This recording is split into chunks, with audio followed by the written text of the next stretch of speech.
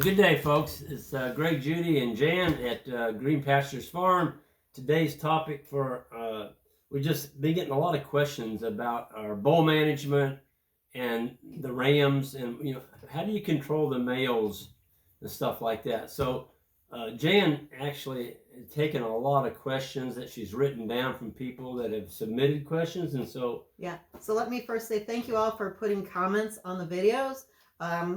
Greg usually goes back through and tries to reply to you guys, but then I go back through because he's replied to just you, and many of you may not go back and read those replies, and so we feel like it's important to go back through and go into depth on some of these questions. Yeah, there's a lot of people that just new to ranching or grazing and farming. They just don't know, and so there can be some pitfalls, and we want to cover some of those today. And we're doing it in the garage today because we're right by the wood stove and it's very cold outside, so we're staying warm. So with that, let's get going. Yep. Okay. So and so when we say bulls, we're not saying bowls, but B-U-L-L. It's our Midwest twang. We got some comments last time. Are you talking about bowls or bulls? So it's B-U-L-L-S.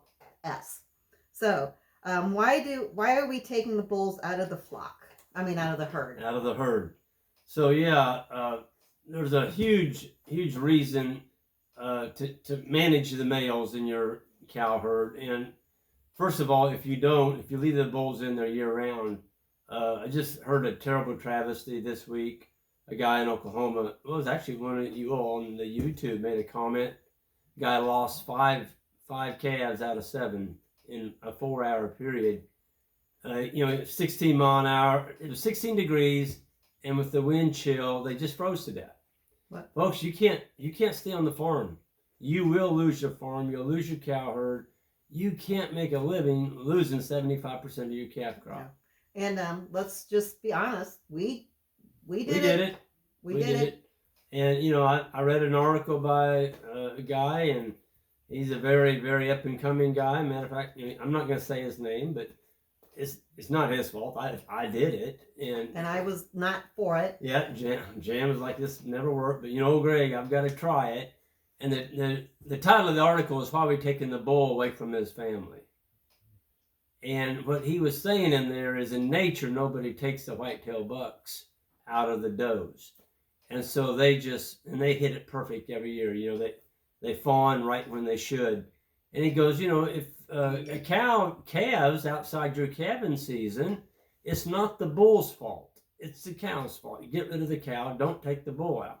Well, I like that. I like that idea. And I'm like, you know what? Because it's one herd. It's one herd, 365 days of the year.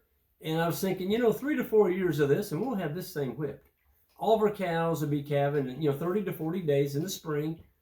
Leave the mob in. We don't have a separate herd of bulls all the time. That's just awesome. I love the thought of it. So we did it.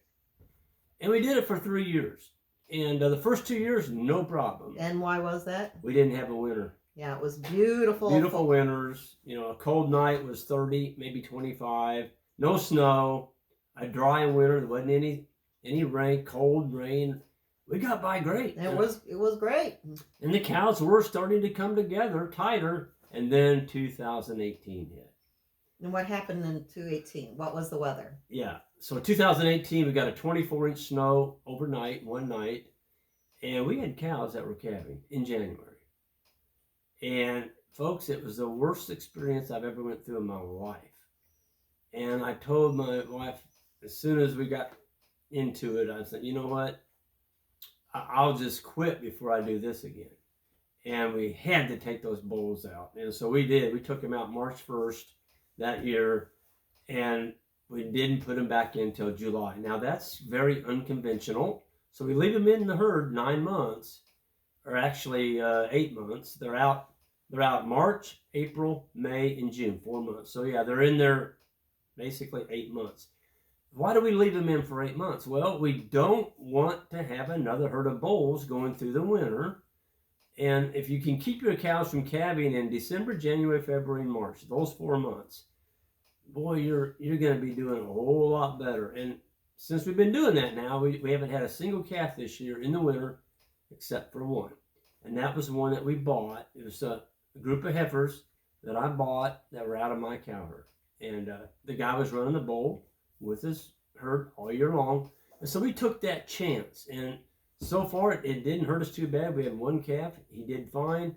And but, you know, we're not going to let that happen again because the bulls are coming out here. Yeah, because just think right now we're getting minus temperatures with the wind chill. If we'd be calving, and we don't have a barns. No. So we were bringing those baby calves into the shop in crates. We had this wood stove. We had dog crates all over the place. It was a nightmare, folks.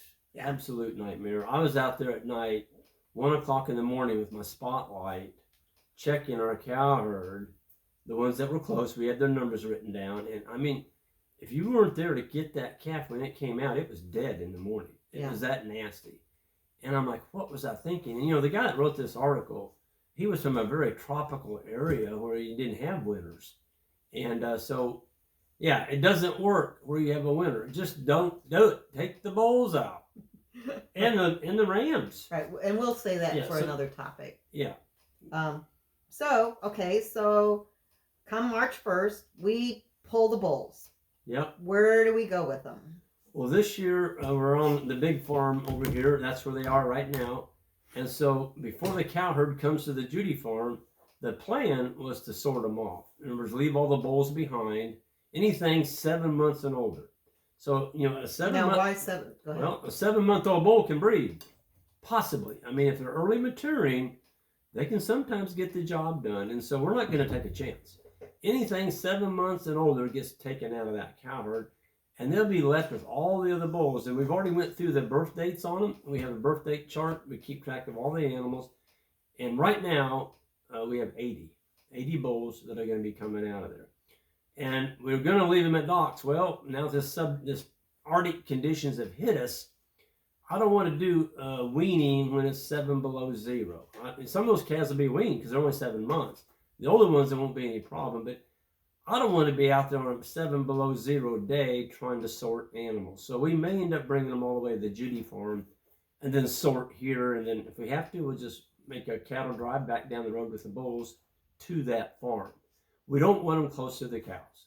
Then why don't we? Why do we put them that far apart? Well, you know, bulls, if they smell a cow that's in heat, or if they can hear them, especially after you just weaned them, those bull calves, they're looking for mama.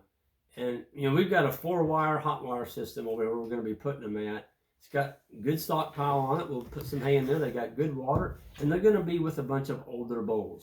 And so if you just take a junior by himself and isolate a bunch of them, boy, that's asking for a wreck. But when they got older animals with them to kind of calm them down and to give them some company, it's not that big a deal. And are we going to have a lot of fights going on? You know, No. all these people say you get 3 bulls together, oh, you're going to have fighting all the time. No. The reason our bulls don't fight, we've got 80 of them out there.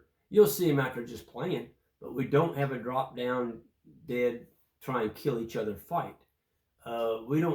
We just don't have that. And that's because from the time those baby calves were born, baby bulls, they've already been jostling back and forth with each other. You know, just like this, just playing like a bunch of teenage boys. And so they've already got it all worked out. They know who the boss bull is, and there's no reason to fight. Yeah. So, you know. Okay, so when we sort them, we go through and we band them. And how do you know which ones you're going to band? And, you know, why are we doing that? Yeah, why do we ban the bulls? Well, first of all, we wait until they're a year old. And why do we wait till they're a year old? We're using the natural testosterone of the bull, which they were born with testicles. That's testosterone that puts weight on. And that's a weight gaining mechanism. and we used to banded the bulls at 9 months or sooner. Well, but usually it was 9 months. And then 3 months later, what would happen? You got me. Okay. Well, usually I'm not sure where you're going with this. Okay, I can tell. So a lot of times we would bull when we were starting. You know, we do the cross the fence weaning and put the bulls over there, and then that's when we would ban them. Well, 3 months later, 4 months later, 5 months later, we're going, why did we ban that one? Okay, that was the question that should have been. Well, but anyway, so go ahead. Yeah, so when you ban them when they're young like that, you could have banned a really nice bull. And so by leaving his testicles and you're letting him develop and use all the genetic potential that bull has. He doesn't have any genetic potential when you take his testicles out. So yeah, by getting them a little bit older, and there's 80 bulls out there. We've already picked out what we think are the 6 best, but you can't tell. Right now, it's February. By the let's say May, into May, 1st of June, there may be another 5 or 6 that rise like cream to the top when you milk a cow. The cream comes to the top. It's the same way on them bulls. It's the same way on the bulls. So yeah, leave the testicles in them, and then we go out, and the way we select the ones we want to keep. First of all, we look at the testicles. They've got to have a nice set of testicles. They need to be balanced. You don't want one lopsided, one down here and one up here. They need to have a tight sheath on their belly, right? Look underneath the belly where the penis comes out. You want that nice tight sheath. You don't want a long, hairy sheath on your bull. And why is that? Because it's an inferior trait. It's an inferior trait. It messes with them. They get dirt and debris and cockleburrs in there. They get infection, and it also messes up the udders on their females. So their daughters are going to have tilted udders. The udder should be flat across on a female, not tilted. They should be like this, not like that. And why is that important? Well, the milk production on a tilted udder, the teats on the front aren't going to be as productive as if they were flat. We found that out. And it makes it easier for the calves. Yep. And you don't want hair on the testicles. If you have a hairy nut on a bull, banned him. Because if you use him as a sire, all his daughters are going to have really hairy udders. And on the udder of a cow, you like to have a nice, smooth buckskin udder. You don't want hair all over the udder because the baby calf can't find the teats. They're buried in hair. That's an inferior trait. So it's like, people don't think, what's the testicles are good for are your future production. And the crest on the neck. A bull should look like a man. And if he's got that crest on his neck, if they don't have a crest, that's probably something that doesn't have a lot of testosterone. That's probably a good steer. But they need to have a crest on the neck. They need to have, nice square shoulders. Fine bones. We like to have a fine, dense bone on our bull. We don't want a great big bone on the bull. Same way on your cows, fine bones. The bigger the bone on your cow, the higher maintenance they are, period. So I think right now we've covered the bulls pretty well. I'm certain we'll still get a lot of questions. Probably left out something. Probably left something out. But right now I think is a good time to wrap it up. Okay. Yeah, well, thank you all. And from a chilly day here in February, we're kind of kicking back by the shop. But this morning it was about 15 below zero with wind chill.